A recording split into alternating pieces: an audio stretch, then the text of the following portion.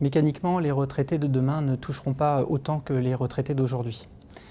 L'évolution démographique est telle que le nombre de cotisants augmente moins vite que le nombre de retraités.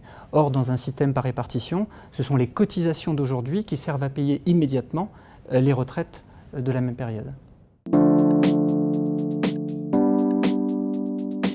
Le recul de l'âge de la retraite ne change pas les modalités de calcul des droits. En revanche, si on travaille 2 années de plus, on acquiert 2 années de plus de droits. Et le montant de la retraite s'en trouve, dans les régimes complémentaires Agirc-Arrco, augmenté d'autant. Le montant de la retraite est calculé en plusieurs étages. Le montant de base de la sécurité sociale calculé à partir des 25 meilleures années de salaire. Cette retraite est complétée pour tous les salariés par une retraite Arco et pour les cadres par une retraite Agirc. Ce sont des systèmes par points.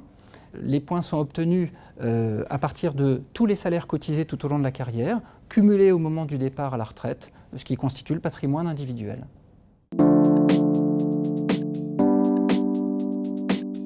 Le calcul est fiable.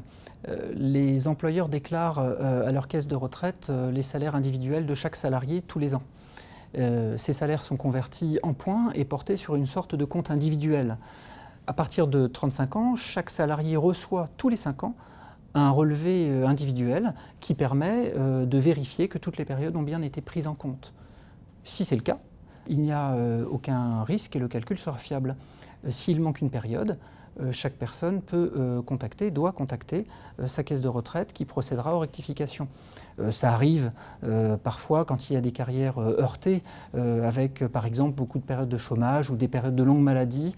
Et dans ce cas-là, les caisses de retraite rectifient sur déclaration de chaque salarié.